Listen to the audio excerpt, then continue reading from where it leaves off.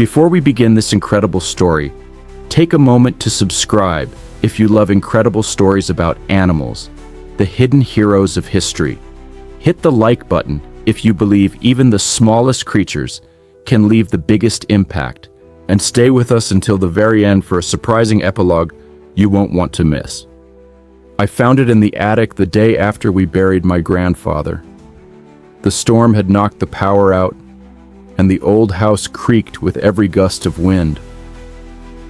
I wasn't searching for anything, just passing the time, sorting through cobwebs and dust. That's when I noticed a wooden box tucked behind a broken rafter, half swallowed by shadow. The wood was soft with age, its hinges rusted shut. Inside, wrapped in faded linen, was a photograph. A teenage soldier, barely a man, smiling with a pigeon perched on his shoulder. On the back, in pencil, someone had written, "Voltaire, 1944.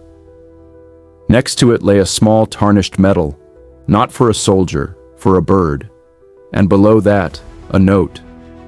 The paper was fragile, yellowed with time, folded so carefully it felt sacred. In my grandfather's hand, it read, "He flew through hell and never came back, but he gave us a future." That was the moment I knew. My grandfather had kept a story locked away all his life, and it was time for someone to tell it. He was only 18 when the Germans swept across France. Just a boy from a sleepy vineyard village, recruited not to fight with guns, but with wings. The resistance needed speed and secrecy. Radios were risky. Couriers were captured. But pigeons? They soared above suspicion. My grandfather was stationed in the countryside outside Rams. There, tucked beneath a crumbling barn, he built a hidden pigeon loft and raised over 24 birds. Each was trained with care, flown in wide arcs across villages, valleys, and rivers. But one bird stood apart. He was small, ruffled, lopsided in flight. The others mocked him, called him useless. But my grandfather saw something else. He named him Voltaire. They bonded quickly. Voltaire followed him like a shadow, waited for him at feeding time, nuzzled into his chest when frightened by thunder. Then, in the spring of 1944, came the mission that would change everything. The resistance discovered that German armor was being moved by train along a key railway bridge. If the Allies pushed forward unaware, it would be a massacre. The resistance planned to destroy the bridge, sabotage it before the convoy arrived. But word leaked. The Germans struck first.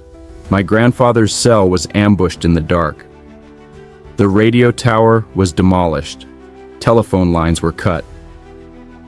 All that remained was ink, a desperate message, and Voltaire. As German boots closed in, my grandfather scribbled the warning on a scrap of paper, wrapped it in oilskin, and tied it to Voltaire's leg. He paused. "You don't owe us anything," he whispered, brushing the bird's head. "But if you make it, they'll live." Then he opened the cage, and Voltaire soared into the breaking dawn. No one expected him to survive. Gunfire chased him into the clouds. A falcon nearly clipped his wing. At one point, he collided with the steeple of an abandoned church and tumbled onto a shattered rooftop. But somehow, through fire, smoke, and flak, he flew. He landed, burned but alive, wings trembling, on the windowsill of a British command post more than 200 kilometers away, collapsed in a pool of soot and feathers. The message was delivered. The Allied column was halted. The attack was rerouted. And days later, British bombers took out the railway bridge, scattering the German ambush below. The resistance cells survived. Towns were saved. And no one ever knew. Voltaire never returned to the loft. My grandfather waited every day, scattering crumbs in an empty cage, staring at the skies. Weeks passed, then years. He told the story once or twice, but no one believed it. A pigeon? Saving a battalion? Ridiculous. He packed the photo, the medal, and the memory into a box and sealed it away. I spent months after his funeral digging through records, calling archives, writing letters. No one had ever heard of Voltaire, until I found a forgotten archive in Lyon. The clerk handed me a yellowed envelope, unmarked but sealed. Inside, a carbon-copied dispatch log from June 4th, 1944. Message received. Voltaire. Confirmed delivery. Train route Alpha. Bridge eliminated. My hands trembled. I cried in the hallway. There's a memorial outside Reims, overgrown, weather-worn, cracked with age. But near the base, beneath moss and ivy, I found one name scratched into stone, Voltaire. I brought flowers, a piece of ribbon, and a tiny silver band worn as a necklace now. At home, I rebuilt my grandfather's old loft, cleaned the wood, hung the photo, and beneath it, a plaque, Voltaire, the pigeon who won the war. Epilogue, The Forgotten Soldiers with Wings. Over 250,000 pigeons were used during World War II.